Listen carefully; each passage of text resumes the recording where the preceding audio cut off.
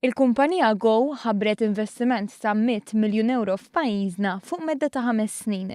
Investiment f'infrastruttura li tassigura li s-sistemi tal-kumpanija f'Malta ikunu jirriflettu l-iżviluppi teknoloġiċi li jsiru, fl-istess waqt li jinqdew it-talbiet li kull ma jmur qed jiżdiedu tal-komunità Maltija.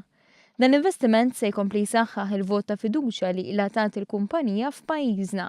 Bil-kap eżekuttiv ta' Go jinnota li l-kumpanija investit xejn inqas minn 240 miljun euro fl-aħħar 10 snin. We are investing because we would like to remain on top of the game, ensuring that Malta remains competitive from market economy point of view and from society point of view. Meta tħabbar l-investiment, il-Prim Ministru Joseph Muscat innota li Go għandha rwol kruċjali fl-ekonomija Maltija u rimarka l-importanza ta' investiment bħal dan għal ħaddiema għaliex mhux biss jagħtihom serħan il-moħħ iżda jassiguralhom l-impjieg ma' kumpanija li biħsiebha tkompli tinvesti.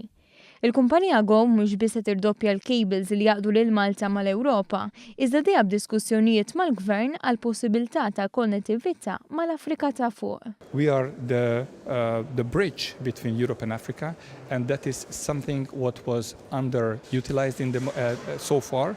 And by connecting directly to North Africa with a submarine cable, that is an opportunity not just for us, but primarily for new players to come. F'dan il-kuntest, il-kap eżekuttiv ta' Go innota li kienu ħafna l-investituri potenzjali li diġà urew interess u kuntattjaw lill-kumpanija lesti biex jisfruttaw l-idejat. They rather come to Malta and work with us than go to North Africa.